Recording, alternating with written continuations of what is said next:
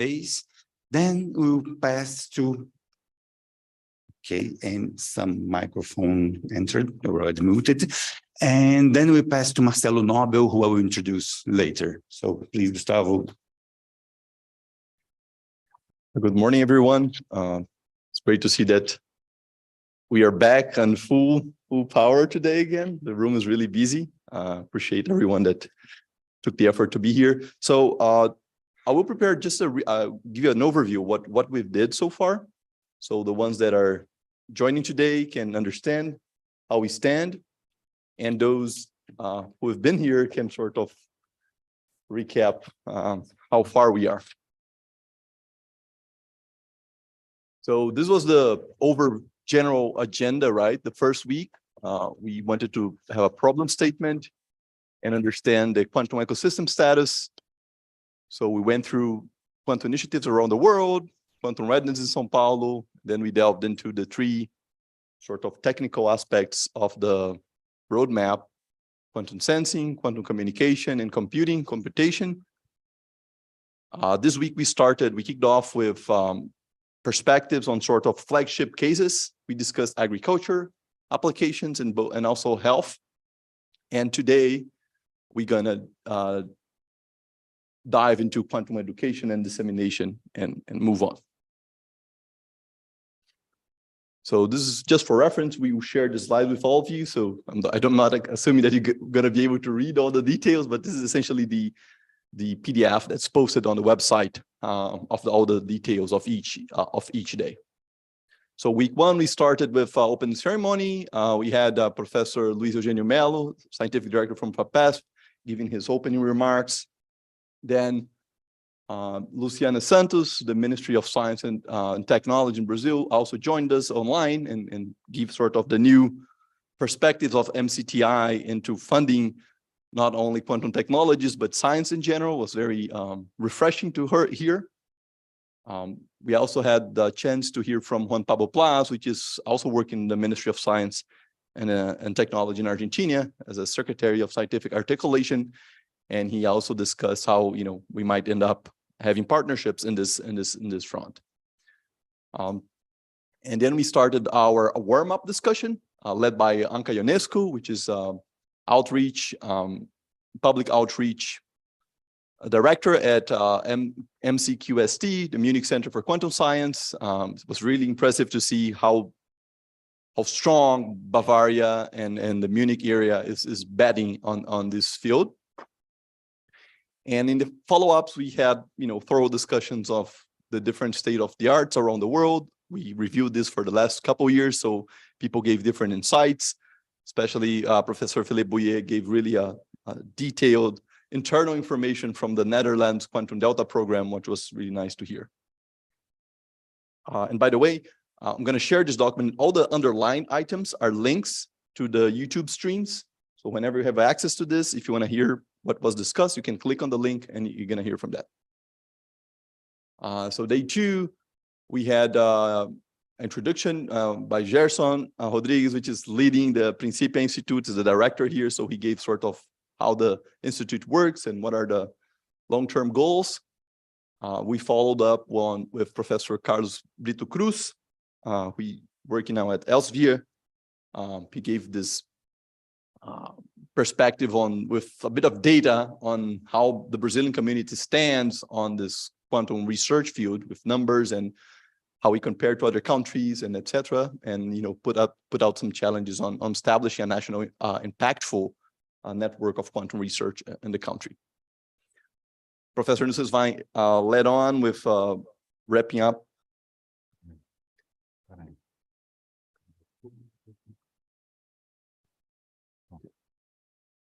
Professor Nussenswein discussed this quantum readiness of São Paulo state. And again, we followed with long night diving in discussions about these results. Quantum sensing, we had both online talk from Professor Heiner Blatt, Innsbruck, which discussed this really heroic efforts on building an ion trap based quantum computer, and also a bit on the Munich Quantum Valley. which involves several institutions in the Bavaria area. Professor Philippe Bouillet, which is now plays a big role in the quantum delta in the Netherlands, but was formerly at the Institut d'Optique in France. Took this flagship case that he's involved, which is gravimeters, quantum gravimeters, and discussed several use cases of this technology. Again, follow-ups on we discussed all the details on that. And particularly started questioning ourselves whether, agriculture and health are really at the readiness level that quantum sensors could make a major disrupting contribution or not. So this is still ongoing discussion. I think yesterday we were still repeating that. I think this is one of the things I think we're going to take out of this meeting. Quantum communications, we had a warm-up talk from Professor Simon Groblacher from TU Delft. He not only discussed his scientific interest in this field on quantum sensing and quantum communications, but also his experience as a startup CEO, Quantum Fox, QFox, developing quantum modems for establishing quantum networks. Okay, so this day we also had this outreach talk that was held at the Dome by Professor Christiane Smith, and she, explained how fractals and quantum information science might eventually meet deep in the brain and perhaps play a role in consciousness. On Friday, we started the Quantum Computation Day. The warm-up talk was given by Dr. Matthias Stephen. He's a chief architectural engineer, scientist in IBM. So he discussed the company progress towards quantum computing and focused a lot on the discussion of fault-tolerant quantum computation and what are the progress in building quantum error correction codes at IBM. So we started week 2 with Dr. Débora Milotti. She's a scientist at Embrapa, São Carlos, Instrumentação. And she, again, took a flagship case, which is the development of laser-induced breakdown spectroscopy. We discussed whether this is quantum 1.0 or quantum 2.0, but certainly they have an outstanding endeavor there in building this tool to probe soil and plants and understand how the elemental composition of these structures might shine light into deciding which soil is appropriate for this or that crop. And there's also a startup, Agrorobotica, that came out of this initiative, which was very inspiring to hear from her. And again, we put on the discussion of, in terms of the program, whether we want strictly quantum 2.0 or also quantum 1.0 devices being part of the plan. Yesterday, we had the health perspectives. Professor Osvaldo Nosvaz de Oliveira, Shu, gave us his inspiring discussion on how effective biosensors are nowadays on the science side specifically, but also taught us how these sensors might also face the same sort of challenges in terms of getting and reaching the market level that we might face when we talk about commercializing quantum technologies. In the afternoon, we had a bit of steer in the program. We had 2 talks, one from Jose Brito, which is a Go Quantum startup in Germany. Gave a really nice perspective on how you can bridge this academia research with industry and perhaps make a link to seed the creation of new startups. And then Kiki Solano gave his impressions on the future of gate-based quantum computing and how his company is betting on, instead of just scaling up qubits, rather trying to find solutions that can live on with the current state of the art, 10, 12, 15 qubits maybe, rather than shooting for 10 to the infinite qubit approach. So it was really nice to see all these perspectives. And so we are today, Professor Terra Cunha will lead on now with the Quantum Education and Dissemination Challenge. Thanks. Thank you very much, Gustavo. And let us continue. Every discussion about quantum initiatives in the world always has a big, important chapter on preparing the society for what is coming. And this passes through education and dissemination. This is our focus today, clearly a very difficult focus. And the strategy of this workshop is always starting from this warm-up moment, and our warm-upper today is Professor Marcelo Nobel, who I thank very much for coming. I know it was something endeavor to arrive in the morning, so thank you very, very much. And he's a fantastic mixture of what we need for a day like this, because he's a still young guy that has already been provoked of undergrad studies at the university, then sometime later become the rector of the university.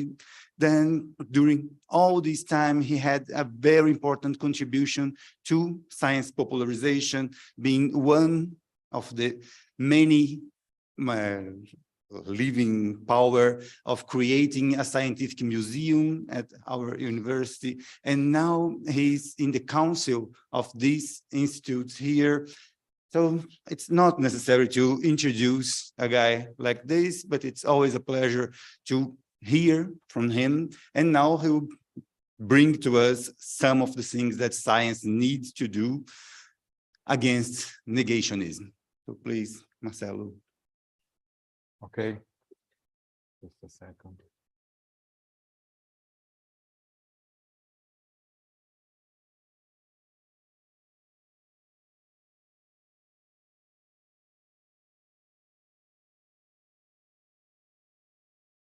Okay, thank you.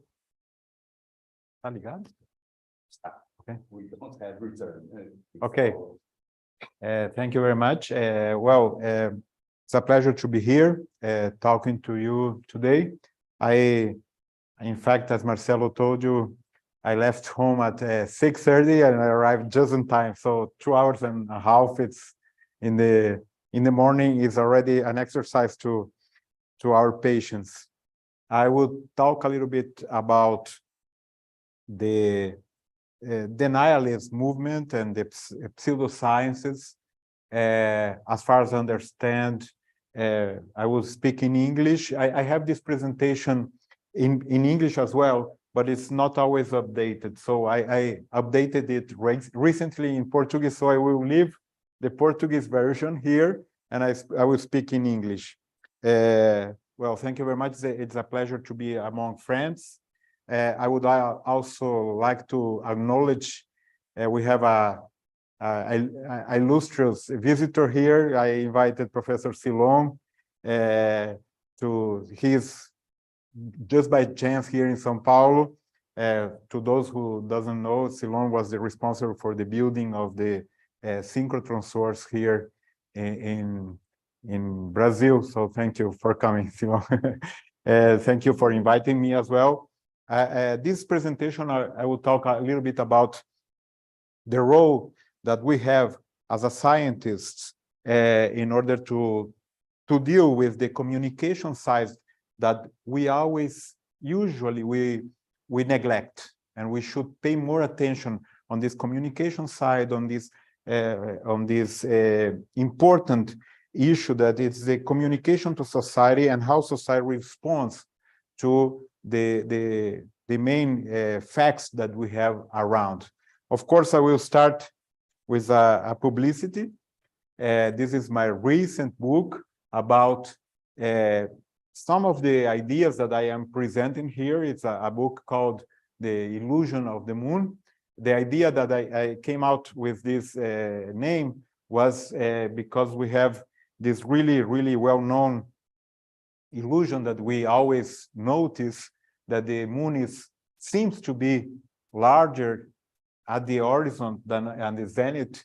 And this is, we know that it's an illusion. We understand that this happens, but then in any case, we are eluded by that. Our brain doesn't work the way that we always want. And so this is a very interesting analogy on that I wanted to say about the beauty of science, the beauty of things that we don't really understand, and how we can really appreciate as a scientist this beauty but we should be able to communicate it better. So this is the short publicity before starting. So let me start with some really, really interesting examples. Maybe you have a pointer? Pointer. We have many examples. This is a rather old already cover from Science that selected 125 questions that science is not able to answer yet. This was 2005, and the questions are still the same, and probably even more. We have more questions that we don't know. For example, we don't know what happens, you know, when the viruses, the pandemic, and many, many things that really start every day, every single day, and we really don't know. And we try as much as we can, as you are here discussing, try to understand more the nature, try to understand more how things work, but it's, you know, it's a very hard and very complex job. So, and this is why we need more scientists, we need more people interested in science and so on. So let me start with the science. We have science here, it's a quote, it's science everywhere. I really like this picture. This was taken in a neighbor from my home. You can see here, this was a you know, hairdresser, photon hair woman, from, I don't know, curly hairs to straight hair in the velocity of light. So you can see here that is always science everywhere, even if we recognize that it's not really science. And if you really pay attention, you see this kind of stuff everywhere. This is a common phenomenon, and of course, this is getting more and more complex. I bring this example here. I brought from a magazine. This is more recent. You see, 2019, and this is really, really interesting. In English would be, well, they shared between two groups. One of them used a cream. Anti-ressaca would be anti-hangover, no? And the other, there was a group using a cream and another one without, we used a placebo. So even in the pseudosciences, they are already using the double blind experiments and so on. And everyone went to a party, and the following morning, the group that used the cream was much better than the other one. So this is a really scientific finding. You don't know the number, you don't know what they call better or not. Well, in any case, even the explanation is getting more, you know, sophisticated. It's more complicated to a person who doesn't really know what is science or not. It seems science in all aspects. So you can see many examples of this every day.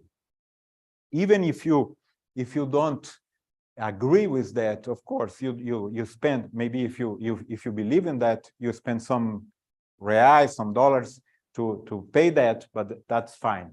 The problem is that even if we don't agree, we are paying. For example, this is an example really recent. In 2018, the Ministry of Health here in Brazil included 10 new so-called integrative practices at this unified system of health in Brazil. And this is amazing. There are 29 procedures that are included in our free health system that are really, really strange, I would say, to find another word. The new ones are these. So this one, anyone knows what is that? Apiterapia? For bees, yes, bees products. There are geotherapy, which is, health, or ozoniotherapy, hands in position, hypnotherapy, and so on.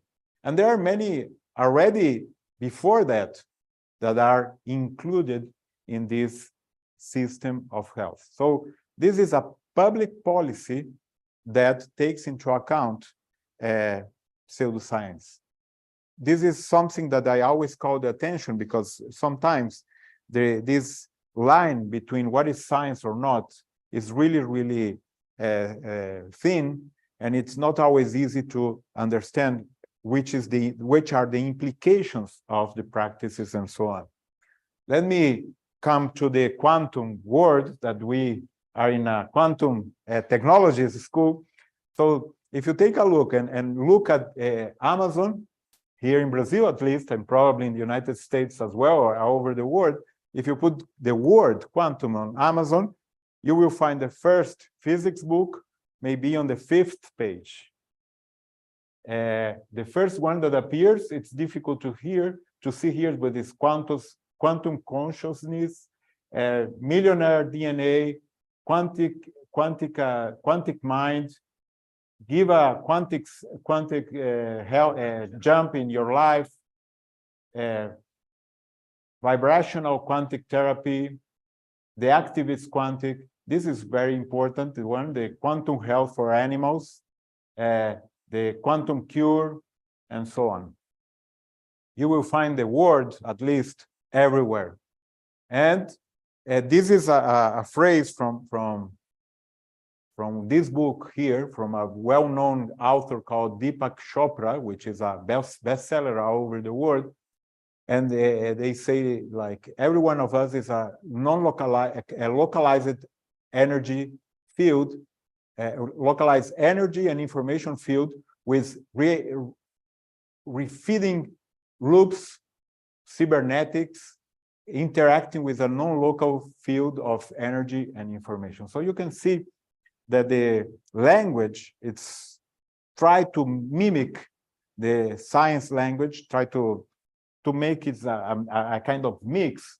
And this is really, really one of the characteristics of the pseudoscience. I keep giving this talk, and everywhere where I give this talk, people afterwards send some slides and some examples to me. This is infinite. So if you can keep looking, you will find. So you see here, this is a medicine, or supposedly a medicine, that they have water, micro quantities between 0.001 to 0.1% of vegetal extracts, and floral vibrational essences. I mean, this is probably pure water, tap water, that we are not paying, or someone is paying to help, to supposedly help. This is a rather interesting example of the quantum integral salt that is on the market. You can find everywhere in any supermarket here. And this is also interesting. They claim that they have 27% less sodium.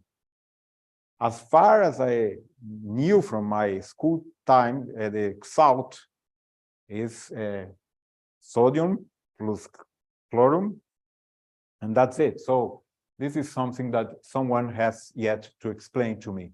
So it seems from the explanation here that it's kind of miraculous, and probably is working because they launched recently the sal temperado quântico. So they launched another brand, and you can find online, for example, the quantum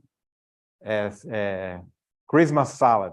So this is the kind of stuff that you eventually keep looking and you keep finding. And you see that this goes on and on, going to several sectors that we don't even expect, like this one. This is the National Conference on Quantum Pedagogy.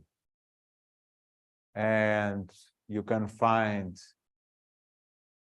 you see here, a mini course of quantum playing with kids. So you will find this word as a magical word everywhere. And the last one that I found it really, really important I have, after being the rector of the university, I have maybe hundreds of judicial processes, and this was really important to me. So if you have some judiciary process not working, so you can move the energy using the quantum stellar table. So this is really, really going to the limit of what we can eventually believe. So what we face here, it's what it's called the disinformation or disorders of information. In English, it's better than in Portuguese. So we have here, we can separate the information disorder like some of which are really false and the ones that have intent to harm. So they are separating the groups like misinformation, disinformation, and malinformation. And you have here the different categories. But I like to make another kind of separation. I would like to separate this kind of, bullshit in pseudosciences, which is a belief or a process that disguise itself as being science in an attempt to reivindicate a legitimacy that in other way it won't be able to reach with their own means. So in this process, I include, for example, the homeopathy, quantum cures that I was showing now, telekinesis and whatever.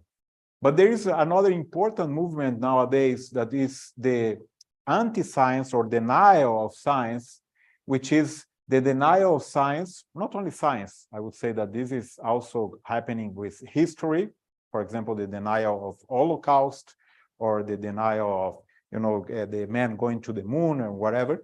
And this is the denial of science as a methodology to obtain knowledge. And here I include this, the flat earth movement, the anti-vax movement, the denial of climate change, and what we had here in Brazil about this strange treatments for the pandemic and so on. So we have these important disorders that nowadays, as you know, they are reaching more and more people because of the huge, the intense use of social network. So we have here in Brazil, they use, as you probably are aware, we have WhatsApp groups that are disseminating all over this kind of information. And we have this phenomenon, which is also well known nowadays, which are the bubbles. We live in a certain group that it works within the group and feed itself with information from that group. And it's very hard to change this behavior and to interact and to what we call to destroy this bubble, or to enter into these bubbles. So we have Facebook, WhatsApp, YouTube, Instagram, Twitter, and so on. And you have many psychological and factors that affect the use of these networkings, the social aspects, the psychological ones, the lack of understanding of what is science or what is a false information, the confirmation and of beliefs, of strong beliefs, and the well-known phenomenon from forever that we have what we call now the viralization of bad news. So bad news travels faster than good news, and they sell better. So the old newspapers wanted to give headlines which were you know, people would like to buy a newspaper, and usually was a negative information in order to sell more. This is a really well-known phenomenon. And the problem, I will try to skip a little bit. With the problem that we have is that indeed it's very hard to define what is science. So if I ask you what is science, it's very hard to have a definition, a clear definition, because it's an open problem yet in philosophy, in epistemology, and for people who really understand and work on that, it's really hard to understand. I really like this phrase from Edward Wilson, which is, science is not either a philosophy, not a belief system.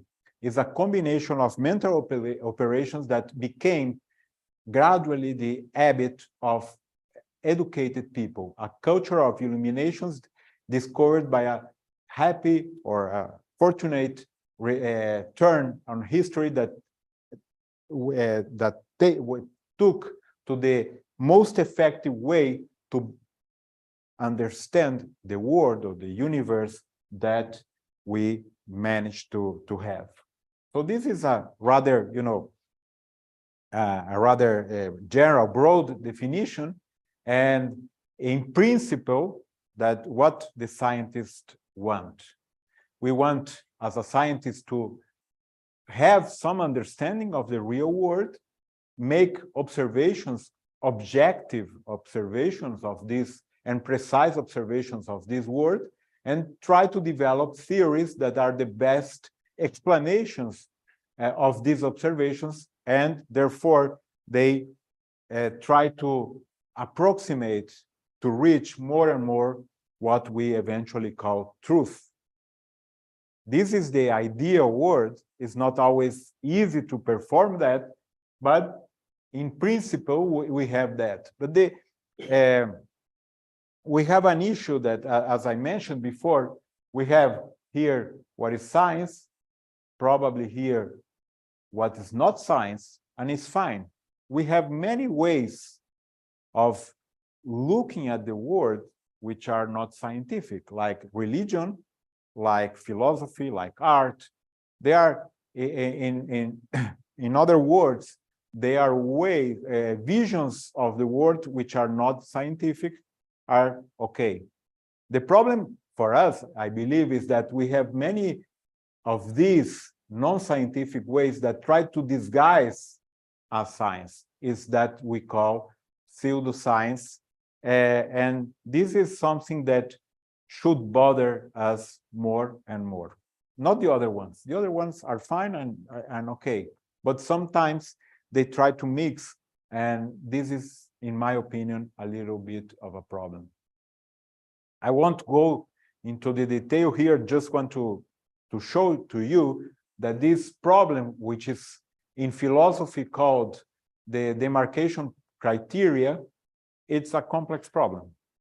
From Bacon, we are trying to understand what is science or not science, and the development of the philosophy of science itself was at the heart of this discussion. What is science, what is not, and so on. And it's not easy to determine that.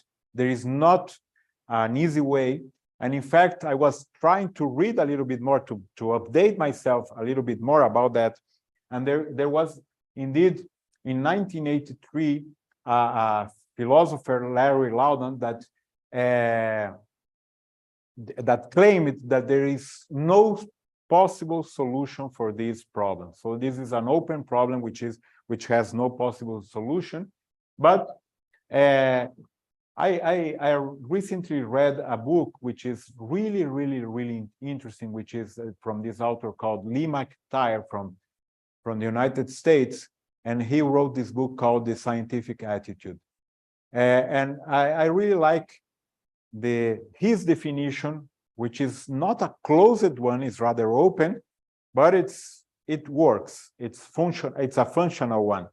So he says that what distinguishes science is that she or it, let's say, about science, that it cares of evidence and is willing to change the theories based on evidence. This is the main difference with non-science or pseudoscience or whatever. In fact, this guy afterwards published a new book called How to Talk to a Denialist. And he went to a conference on the flat earth movement in the United States. He spent 3 days there. He finally, at the third day, he decided to talk to what he decided that was the smartest guy there. And he went to a dinner, and after talking and discussing and talk, he asked this guy, okay, which evidence do you need to stop believing that the that the earth is flat? And after 5 minutes thinking, the guy answered, no evidence. I really believe that the earth is flat. So this is the difference between, a belief from science. In principle, at least, should be. And I like this definition very much. I will skip this part. So let's remember that it's possible to change from pseudoscience to science if the development of history or the development of the field is, if it's possible to do that. Let me give you the example of medicine, which I found it really, really interesting. For centuries, between the 4th before Christ and the 17th century, so more than 20 centuries, the humanity, the doctors, thought that this theory called of Galeno, what the so-called humoral, I don't know in English, humoral or humorous theory, was the cause of all our illnesses. The theory says that there is an equilibrium between these fluids that we have in our body. So the blood, plasma, so now in English it will be hard. Bilis amarela and bilis negra, they would be related to some specific organs, and therefore they tried, the only treatment that was available was trying to make an equilibrium between these fluids. And therefore, they made that really, really disgusting treatments that we eventually heard about of, blooding and or making purges and so on. So this is a very interesting book about that. The dirty secrets behind early American medicine: bleed, blister, puck, and purge. This is really interesting to find out that this was in this way for centuries. After that, the greatest changes happened only on the 19th century, in fact. The first person to realize that it was important to clean your hands was this nurse called Ignaz Semmelweis that realized it. This was a really curious experiment by chance, just by chance. There was two places in a very large hospital. One was just managed by the nurses, and the other part was managed by the nurses together with the doctors. The doctors came and tried to make the babies to be born. And the fatality rate was huge, more than 80%. In one of the wings, and the other one was much less, by 30% maybe. I'm guessing now the numbers, but it was really, really impressive, the difference. And they realized it after some important thought, as she realized it, that the problem was that the doctors came from the anatomy class. You can imagine an anatomy class dealing with the corpses, and they came to give a birth to a child without even cleaning the hands. They were directly coming from the anatomy class to the labor place without cleaning the hands. And just by cleaning the hands, they reduced the fatality rate. And this was well, you know, the idea of cleaning. And then Joseph Lister, and this was explained here in this book that I also recommend. Lister in 1865 also showed that the cleaning the surgery place and cleaning your hands and everything was really, really important to reduce the mortality for patients. So this was just, look at this. This was the second half of 19th century. And then, well, some developments that you eventually know. By the end of the 19th century, we have the X-ray machine discovered. 1897, the aspirin was introduced. And look at that. You probably heard about that, but the first applications of X-ray was to use in a shoe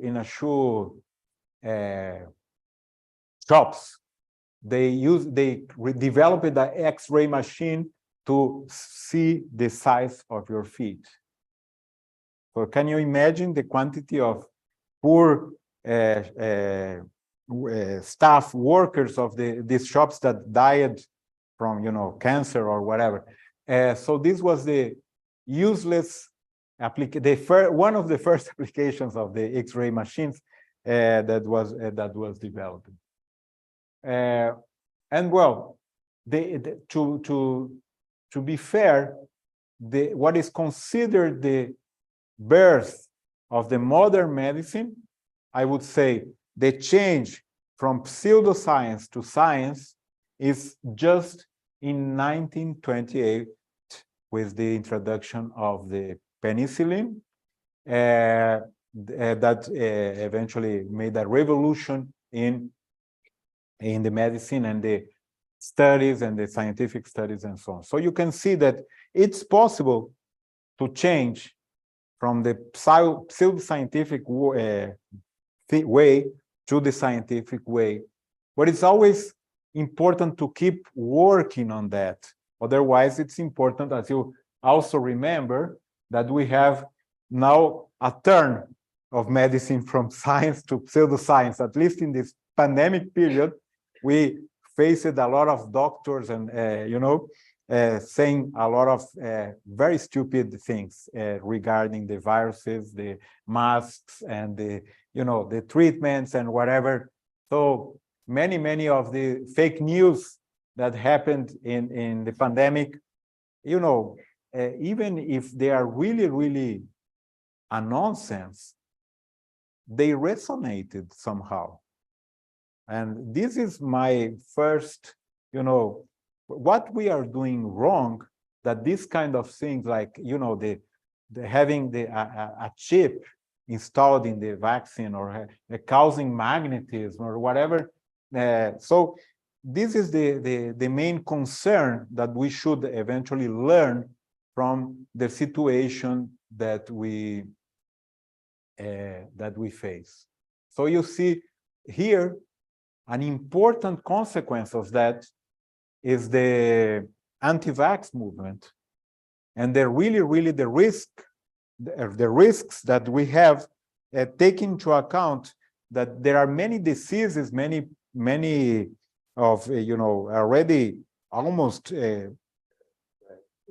controlled diseases like polio or the monkeypox or whatever that are returning now because of this kind of really, really dangerous movement. So let me summarize with 8 important points. Of course, I cannot, this is a general talk. Maybe for this kind of group, it's not important to maybe to stress so much that, but you know, there are many points that even if you hear from someone that a sort of treatment worked with one person and not to the other, this is not important. Important is to have controlled experiments, to have a double-blind experiment and so on. To use the use of scientific languages is also not science, not necessarily science. The clear affirmations or strong affirmations are not true necessarily. This is an important one. To be erratic is not necessarily equal to be correct. What I mean by that? Usually, the pseudoscientist say, I am right as Copernicus. I am right as Galileo. Copernicus was not believed until he died. Galileo had to retract. So they compare themselves with many of these, you know, famous characters that were not believed in the time they lived. And this is not necessarily true. So rumors are not equal to reality. The unexplained is not unexplainable. Correlation doesn't necessarily mean cause and effect. And the coincidence is not necessarily implies a connection. So there are many factors that this audience knows very well from science and science endeavor, but not always easy to understand from for everyone. So why we should take care of it? Well, to make pseudoscience is much easier than to make science. So if you go to a website, I don't want to give here any ideas, but if you go to the Brazilian Society, Reiki Brazilian Society, you know what is Reiki? It's the imposition of hands and bringing the energy of the universe to heal some people with your hands. If you go to this website of the Brazilian Society of Reiki, you can become a therapist in one weekend.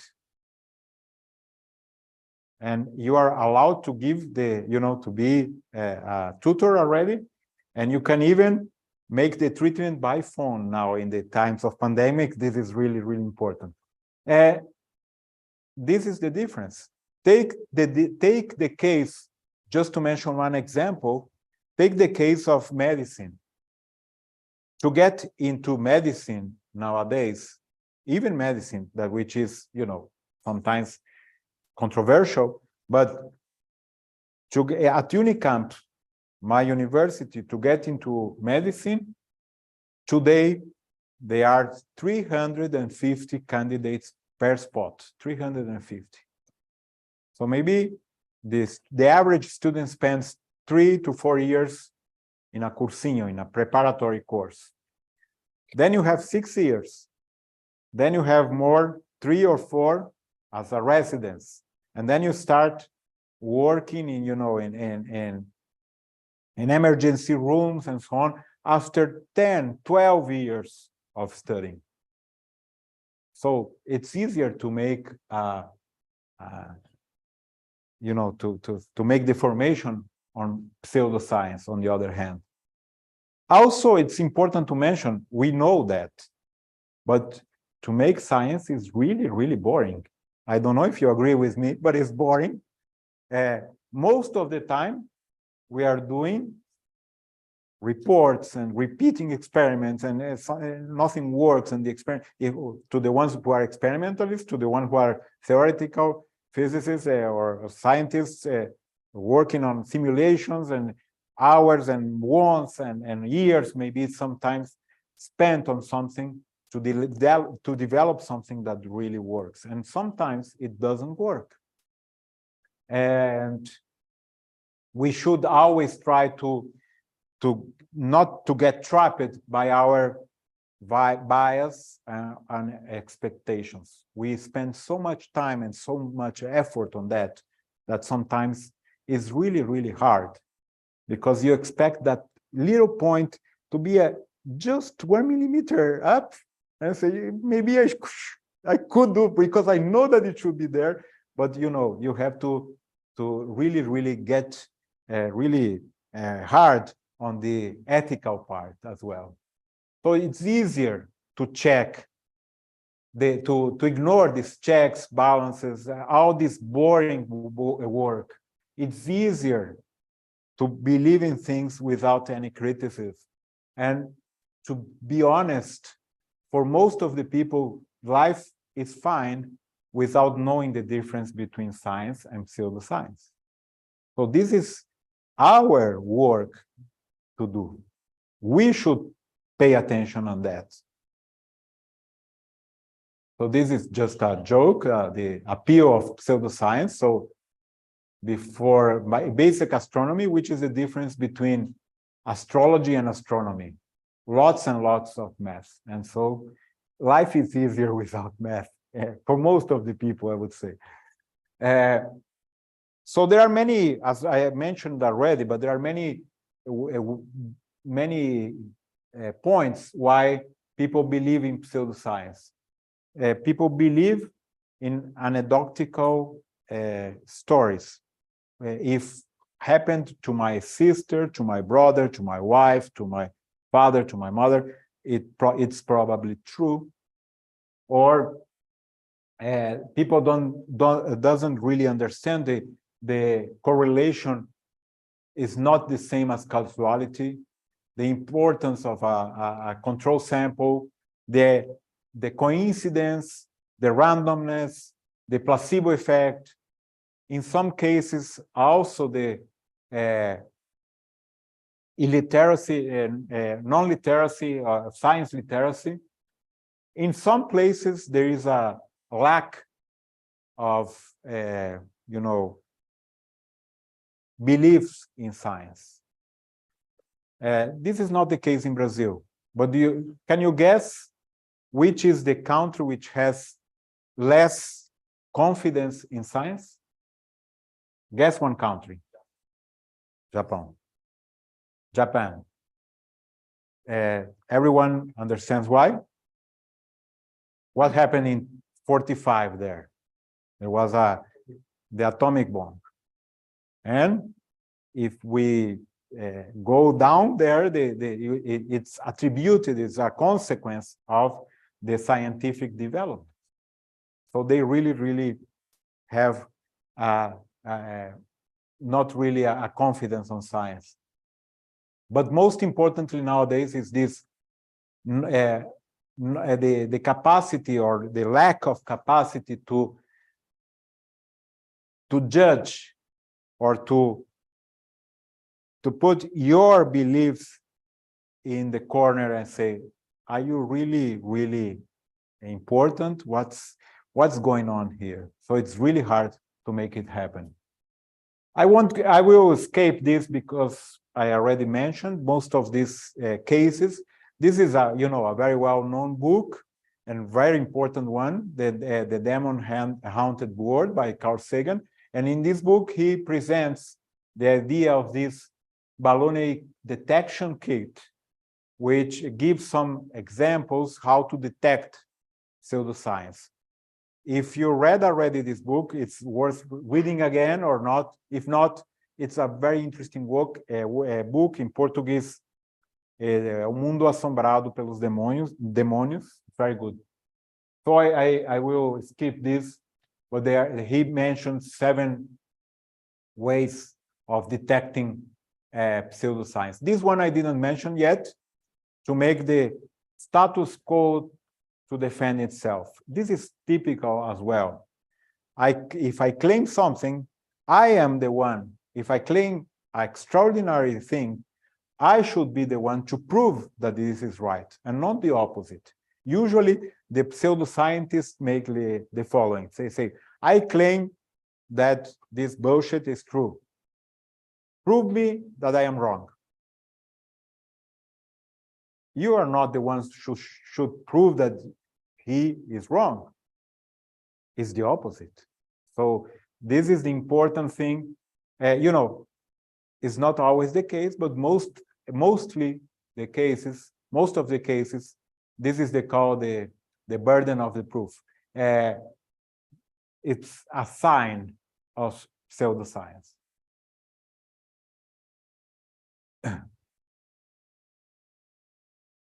So let me finish what we can eventually do. I like this also very much. Thinking is a skilled work. It's not true that we are naturally endowed with the ability to think clearly and logically without learning how or without practicing. People with untrained minds should not more expect to think clearly and logically than people who have never learned and never practiced it can expect to find themselves good carpenters, golfers, bridge players, or pianists. So, to think clearly and logically, we have to learn how to do that. And not only that, we should practice that every day. It's a practice. And it's not an easy one. It's not an easy one. And therefore, we should try to believe and realize that most of the people have what we call the ideological immunity. What we call, there is a core belief which is strongly protected by tradition, family, religion, society, whatever. And it's there, and it's very, very hard to change. It's really, really hard. It's a process that sometimes takes time, patience, and in some of the cases, it's not even possible. And this is really, really important to realize. The second thing that we should realize is that the idea that we, as a science a popularization on science education, we should try, instead of teaching content, should try to teach to think clearly, to think critically. What do I mean by that? It's to understand the problem, to explore the boundaries, to question the assumptions, to imagine new perspectives, to identify weaknesses, to justify a solution, to acknowledge the limitations, and to reflect on alternatives. This is easy, maybe easy to show here in a picture, but it's very hard to practice and to teach. And this is what we should eventually try to do with our students or our colleagues or family. So this is basically the idea. So what some very, very easy and examples. So what should we do is to start slowly. Every single step counts. To keep an eye on pseudosciences, to defy the media, the politicians, when they tends towards pseudoscience and paranormal. I have an example of this case. I don't know you remember that there was a minister of the Supremo Tribunal Federal, the Supreme Court here in Brazil, called Aires Brito. You know, remember him, Aires Brito? When he retired, he wrote a piece on the journal, Folha de São Paulo, saying that he would explore now the quantum law, the quantum advocacy, or whatever he called that. When I read that, I was so impressed that I wrote immediately. I wrote an article saying that what he said was completely stupid things. And at that time, I had to expose myself because immediately, and that was the period of Lava Jato here in Brazil. And so people attributed that I was talking badly about a Supreme Court judge because half of the people said that I was against Lava Jato and half of the people said that I was for Lava Jato. So they mixed my scientific, I would say, article with politics. And this is something that eventually happens, and it's common. So, and both halves against you. yes, yes. To be always correct, always right, never exaggerate in a scientific claim. This is an important thing. So the arrogance goes against us. So usually, most of the cases, we have a tendency to be arrogant as a scientist.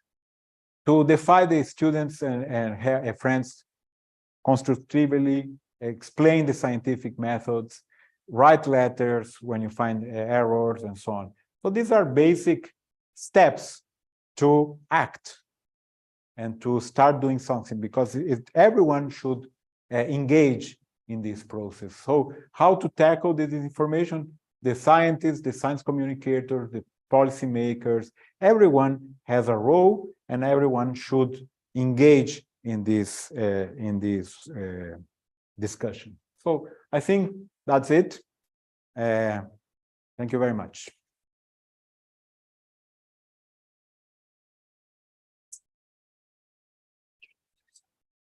Thanks. I'm Enrique Solano, Chief Visionary Officer from a quantum computing pseudoscience company. No, not yet. So very, very nice. I enjoy a lot. I just wanted to, I was waiting for the, I mean, you have been oscillating deeply, showing all the nuances of the problem, because it's very difficult to define. And it's just a minor suggestion when you show the science, pseudoscience, science, non-science, and pseudoscience. I claim that there is also a pseudo non-science boosted by exaggerated radicals boosting science, denying any possibility of philosophy or religion and so on. I'm not a believer, but when I read some of my colleagues claiming that science will explain everything and that nobody needs any religious attitude is absolutely pseudo non-science for me, because, you know, if it is hard already to prove whether God exists for the religious people, we have to prove, how can you prove that God does not exist? It's exactly the same. And it's smaller, but it is coming heavily, as you know, with very, very famous neuroscientists and so on. Another comment to the end, you have not touched I would say the most critical thing is, and that are also a heavy critique against the cancellation culture that is populating the world nowadays, right? That more or less everybody, perhaps because of arrogance or excess of ego, we go to the networks to say that how the others are so wrong, so stupid, so pseudoscientists, when the whole history, as you have explained, the whole history of science is in fact 99.99% history of pseudoscience, right?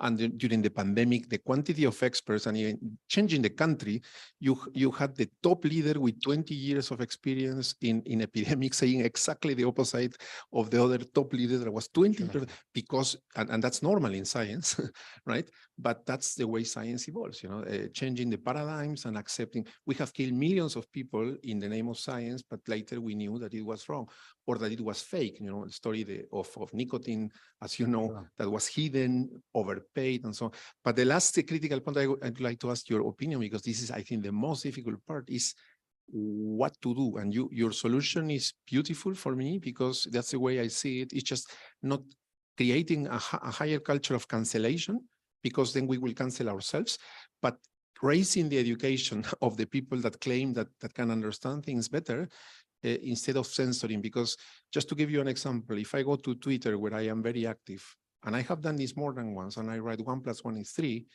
very soon I maybe go to prison one day or lose my job as a professor in a university for a minor joke or a bad day, you know?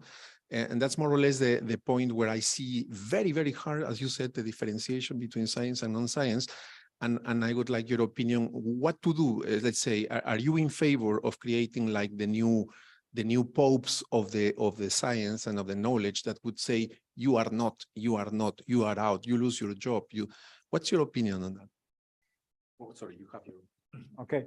No, I fully agree with you. The problem is, I would call it it's a mix of this. There are many things that we science don't know, and probably many things that will be changed. And the idea of science is to be flexible in principle, to change and to, you know, to realize that what's wrong.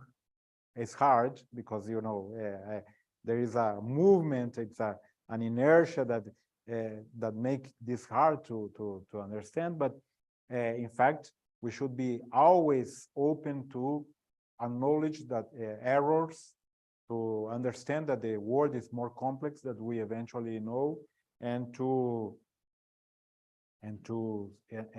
believe that we will have always path towards the understanding of universe and so on. On the other hand, we have to defend as a scientist what we have, because the opposite would be a disaster, as we know that. So the development of the idea of the vaccines, of this health system, or the equipment, so everything that brought us to this world as it is today is due to science. So we should be in this kind of equilibrium to not being arrogant and not being like a prayer saying that we have the truth, but on the other hand, showing clearly that science and technology, and of course education, are the only ways to advance towards a better future. Otherwise, we are lost. This is complex. Yes. Okay, first of all, thanks for your talk. Indeed, very interesting. My name is Jose Brito. I'm a physicist and somehow also a quantum entrepreneur. So first of all, I'd like to say that I find this demarcation criteria very, very important to all of us. But interestingly, we have to acknowledge something that Karl Popper also acknowledged back then, 1920 or something, is that we from the, let's say, from the science side, have to accept that indeed are things we cannot prove, right? This is just what Kike was just saying. And because this also produces a bad reaction from, let's say, from the general audience, and then they lose the willingness to listen to scientists when we are too arrogant. So we have to accept openly that there are things we cannot prove because are outside our knowledge domain. And I think this is very, very important. We do it. So as a first comment, and the second would be, we were these days talking about entrepreneurship and companies related to quantum, but also to other fields. And it's interesting to see that many of these companies we observe, they are sometimes, because of marketing purposes, making claims that are not scientifically rigorous, because this is something we sometimes might need to reach a target audience, but when we see it with the scientific eye, right, it's not very precise. So my question would be there, what we should do, because if we are very strictly scientific, we might be out of the business. And I think it's kind of a complicated thing, because it's the same when we reach the audience, right? If we are very precise, sometimes it will be hard to explain what we really mean. Yes, but there is a limit.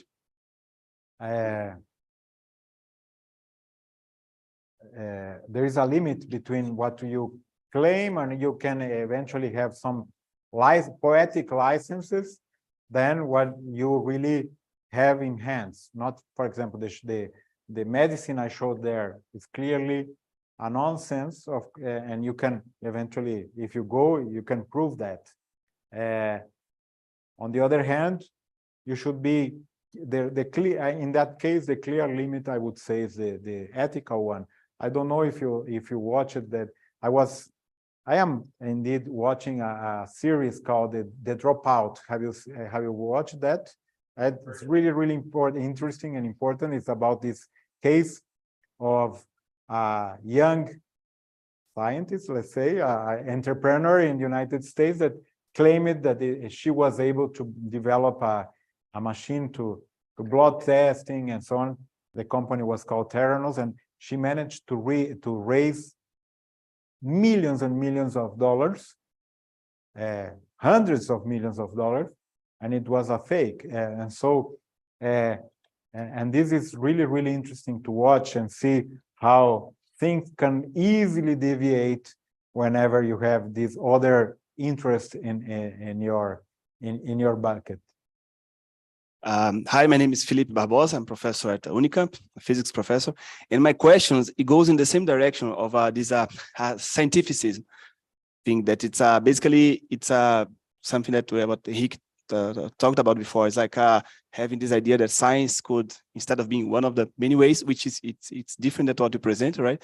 But if I think it should, I mean, you talk about like arrogance in science, right? And normally, success breeds arrogance, and it's not that it's just being successful doesn't mean you're being arrogant, but it's very hard to be arrogant being like non-successful. Right? And science is widely successful, and so if you think that this talking about and trying to combat scientificism, if it should be a bigger part of the effort of science dissemination and this as is today, because as far as I see, it's not so big, and maybe I'm seeing wrong, but that's what I think.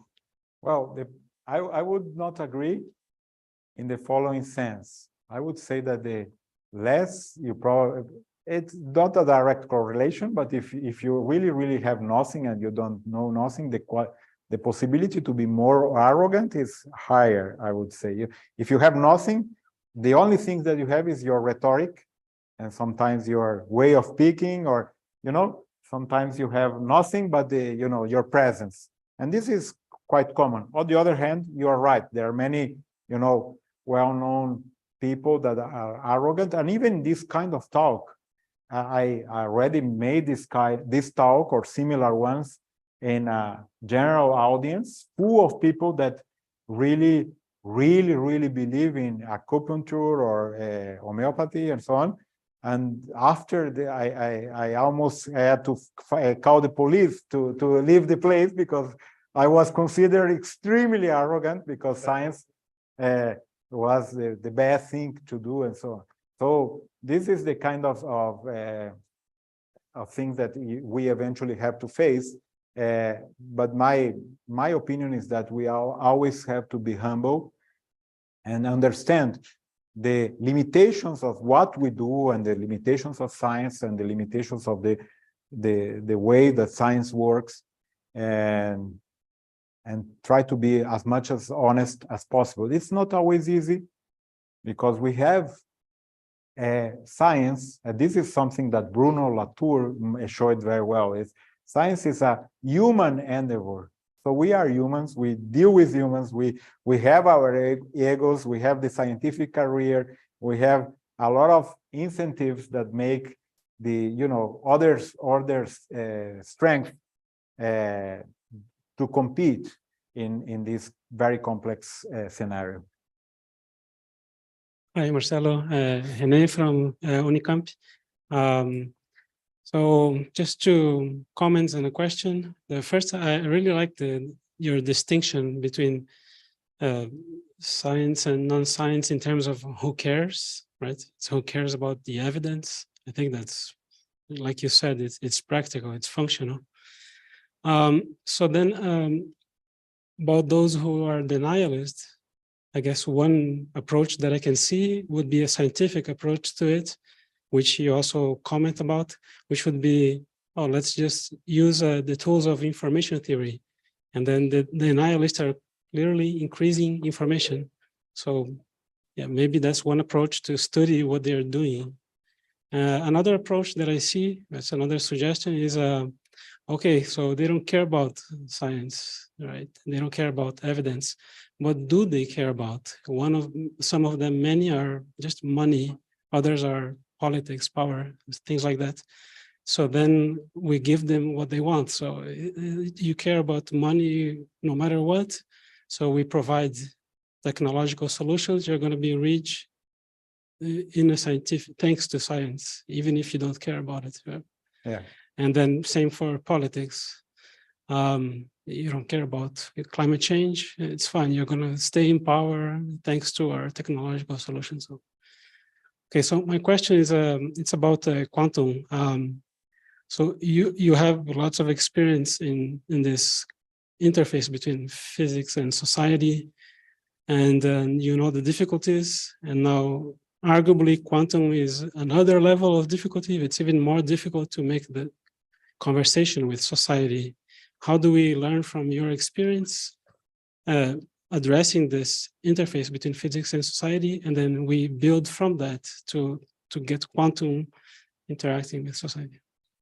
Okay, I will give you an example. You know that next week, I believe, there will be a new Marvel movie called Quantum Mania. No, Quantum Realm or Quantum. Well, so this is a huge opportunity to talk. You can make the following approach as a scientist, you know, working on quantum physics, quantum chemistry, as you could say, look, everything that this movie shows is bullshit. It's stupid. This can be an approach, but I don't think it's the best. You can use the movie, for example, to show what's going on, what could be related to. So to leverage the boom of the movie in order to discuss some aspects that could have eventually happen or not. Probably it will be full of stupid things from the scientific point of view, but in any case, it's an opportunity to discuss that. And going with the arrogant approach could be one way to do it, but I don't think it's the best one. Just to give you an example. Very updated one. Hello, I'm Breno from UFABC. I thought and I read about it like this pseudoscience, and most of the time they look like that it's a new thing in science, and they use this, so like in the 19th century, the electromagnetic as the main point of pseudoscience. Now it's quantum, was relativity, and so on. Do you think that? But nowadays, I think that many of these pseudoscience that was already proven wrongly in the 90s come back. Maybe it's a lack of education or the media or approach in movies and things. Do you have something to say about this and how you see this? Yes, one of the points of pseudoscience is that they never die. They are only recycled. And this is basically the point. So an important example is what happened with the so-called creationist idea from the religious point of view. And this was it's already documented that they rebranded the idea to be the so-called intelligent design. It was a clear movement towards the rebranding of the idea, showing some, you know, this was really, really studied in order to make it, you know, more contemporary, let's say. And this is something that we, as a scientist, and we as a science communicators or science popularization people, don't use at all. We have these tools from years and years of development of experimental psychology, from marketing, from these tools that really work to sell, you know, Coca-Cola, and they are developed and well understood, but we as a as communicators, we don't use that. On the other side, the pseudoscientists use a lot of these kind of tools, and they have been using it in the pandemic clearly with a movement which is paid by some people who had an agenda, who had a clear understanding what they want to achieve. The problem is that we don't have this kind of movement on the side of sciences. We have the workforce of maybe thousands of scientists and people working around as unorganized ways.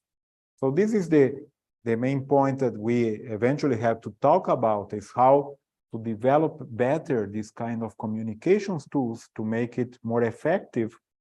Just mentioning, I always give this example because it stuck me. How many followers, if you talk about a YouTube channel or a Instagram account of these influencers, how many followers they have? There are some ones with 5 million, 6 million, 10 million people following them. How many followers Unicamp has in the website? How many USP, which is the biggest in Brazil? Maybe less than 300,000. We are doing something wrong, in my opinion, to communicate things that are really interesting, really beautiful. And this is not only in Brazil, but if you go to the United States, it's the same. Any university or any. So we should think what we are doing wrong in order to give our message a better message. Okay. So we are running out of time. Okay. We'll collect 2 questions from this side, then other 2 questions from the other side. And then I answer all them all together. So it's easy. Okay, you want the 4 of them? It can be also the case. No, you Okay. All right. I'm Ben Hu from University of São Paulo in São Carlos. It's a very interesting subject. I'm sure most of you, or probably all of you, have seen that documentary on Netflix about flat earthers, because you mentioned that. And there was one question from one of the guys that the guy said, well, should we pity on those guys, on these flat earthers? And he said, no, we should not. I mean, there's something really wrong, because this is the academia fault. Because, as you mentioned, we are doing something wrong because we are not able to convince them with real arguments that the Earth is not really flat. So, and when you take a look at what is going on, and when you show those books, what is really sad too is that we see the amount of thumbs up for those books, because people really choose to believe in this kind of pseudoscience. And also, if you take a look at what, and I'm sure you guys know this British scientist who's called Richard Dawkins, and I mean, he has some amazing books, and for the intelligent design guys, he said that it's because they claim that the eye is so complicated that it has to be a divine creation. And then he explains in his book that this is not like that. So I think we as people from the academia, we really have to take a look and rethink how we educating these people, so we could, somehow try to avoid what is going on.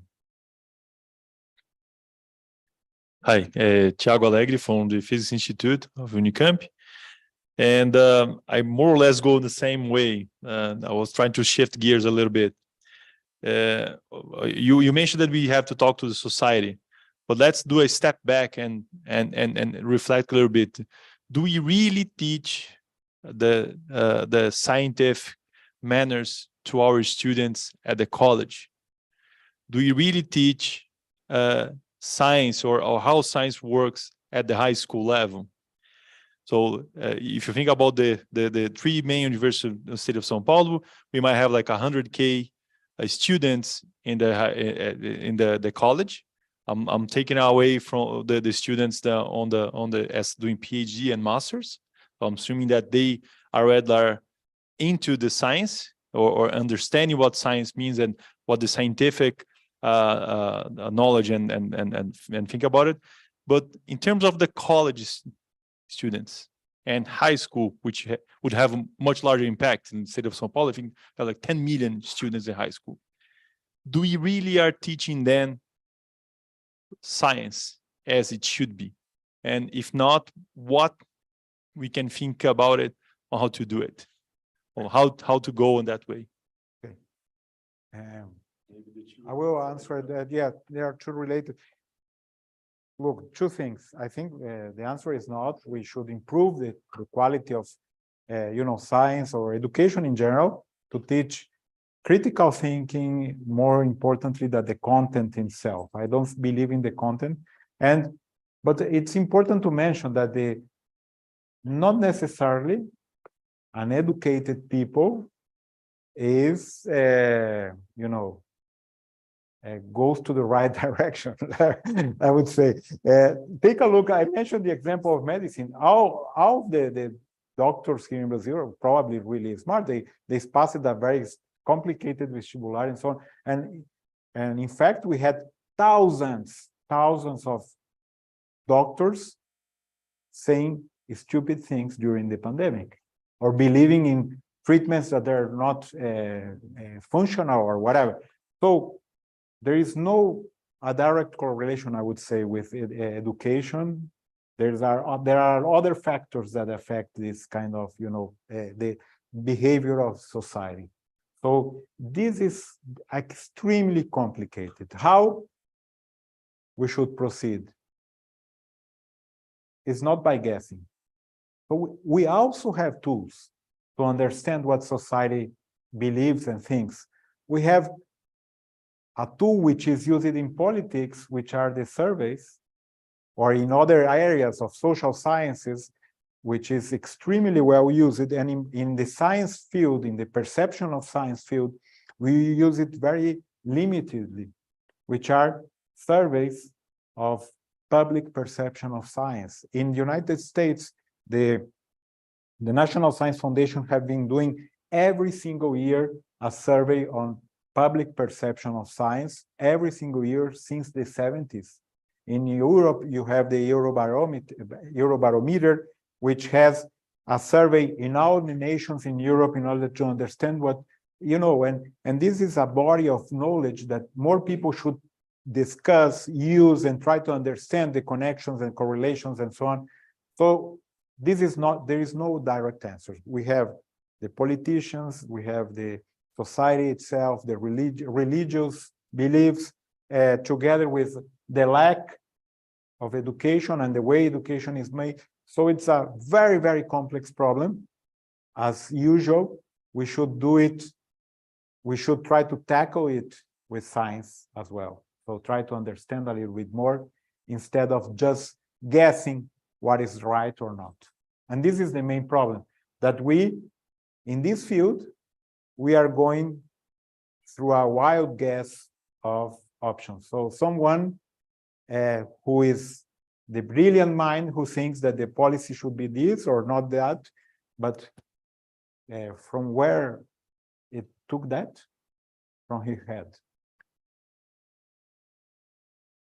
Hi, I'm Bruna. I'm a PhD candidate in physics, and I also do science outreach my free time on quantum physics and quantum computation. So I've been through a lot as well, because in particular on Instagram, we have to compete with people doing a lot of pseudoscience, particularly on quantum physics. But I want to comment one thing about the list of reasons why people go to pseudoscience. I think there's one important reason that's generally overlooked, which is the fact that sometimes people are in such a desperate situation that there's no rational reason to go on. For instance, well, this is going to be anecdotal, but I think it happens also throughout the history. I see people from a high school that they are not super into science, but they're not super into religion, for instance. And then I meet them many years later, something terrible happened in their life. And it's not that they are against science. They went to science, they went to doctors, and maybe they didn't find a reasonable answer. So pseudoscience comes in and they're like, oh, I went to Reiki and my problems are better. What can I do as a friend? You know, I won't say, oh, this is not scientific. You know, there's a subtlety that I think we lack, because it's difficult to come from, I think our work is generally very passive. So we see a headline that's saying something wrong, and then we go after this. And of course, we're going to come as the villain, because we're appearing to confront something that's generally, that might be the only hope, there might be something. Sure.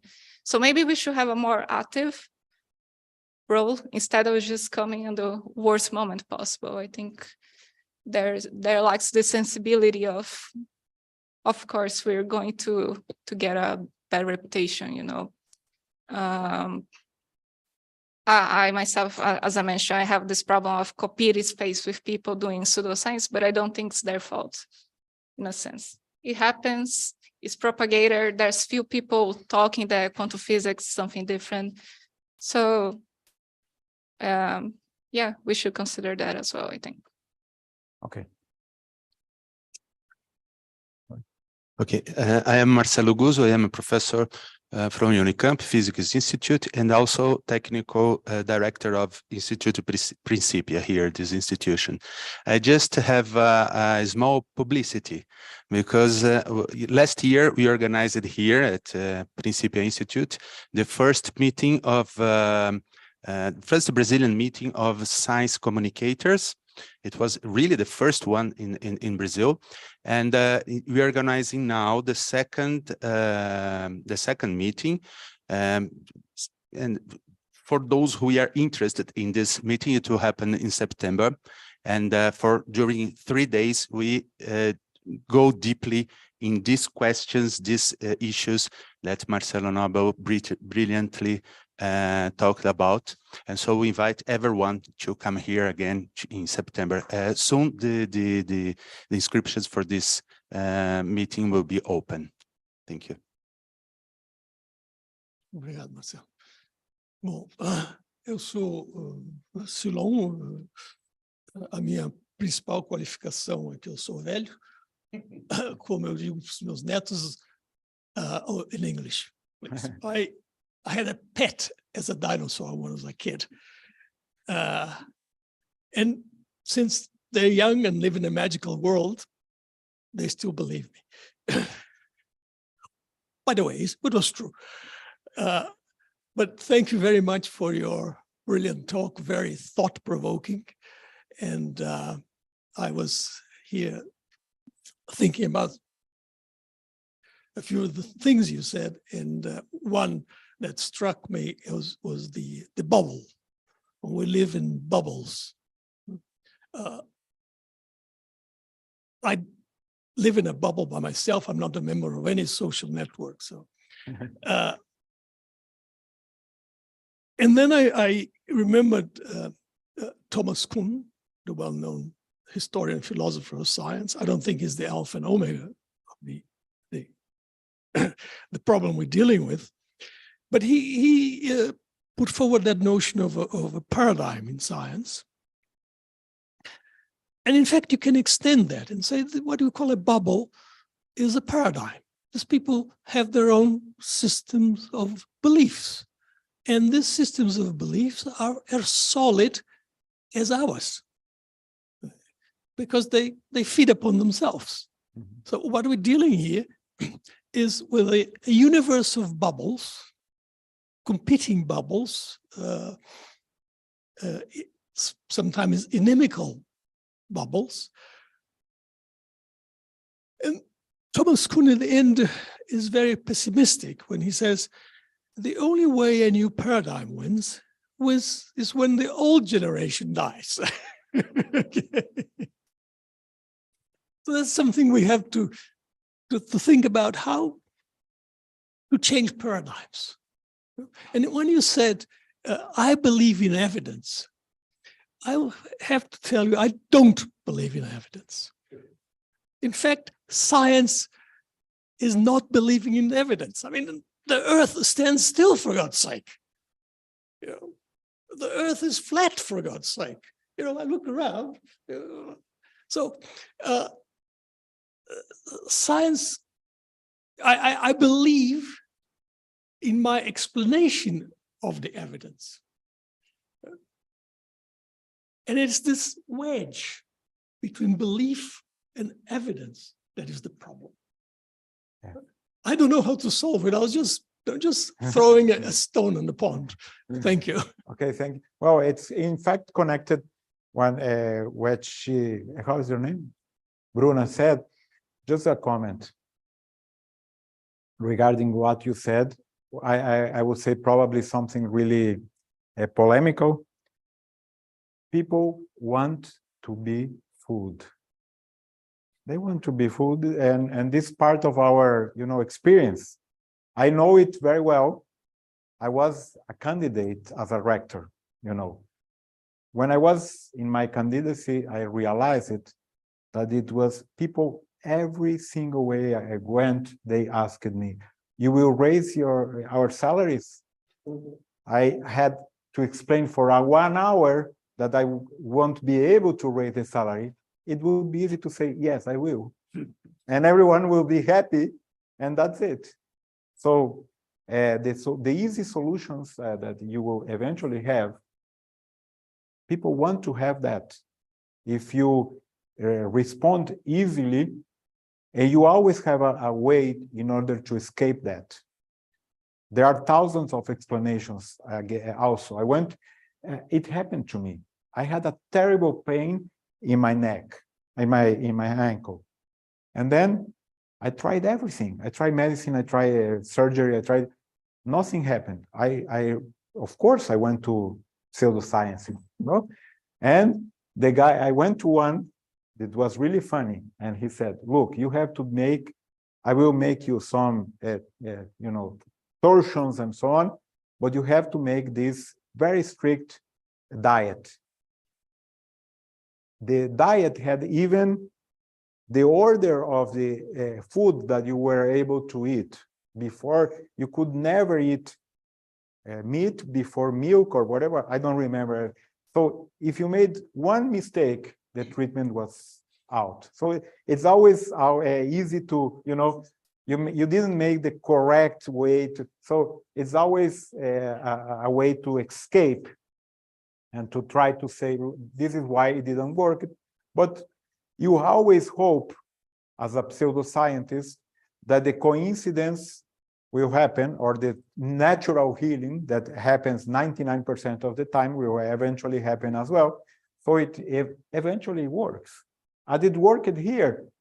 I would say, also very polemical, but 99% of people who took chloroquine weren't healed, because they will be healed if they took chloroquine or water or wine or whatever they would do. Because for 99.9% of the people, they healed by themselves. So this is the strength of this kind of treatment. And it's part of our human behavior. And it's the same, as Silon mentioned, it's the everyday world is different from the explanations that we are able to give. And people who who try to understand and make it work better for a perception point of view, indeed wins. So we have to realize a way in order to make science, which indeed we all agree that it's beautiful, it's nice, it's interesting, how to make this communication better. So that's it. Thank you. Thank you, Marcelo.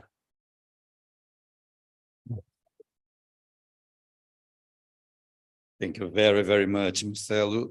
And we could stay here forever, but we have other things in the schedule. So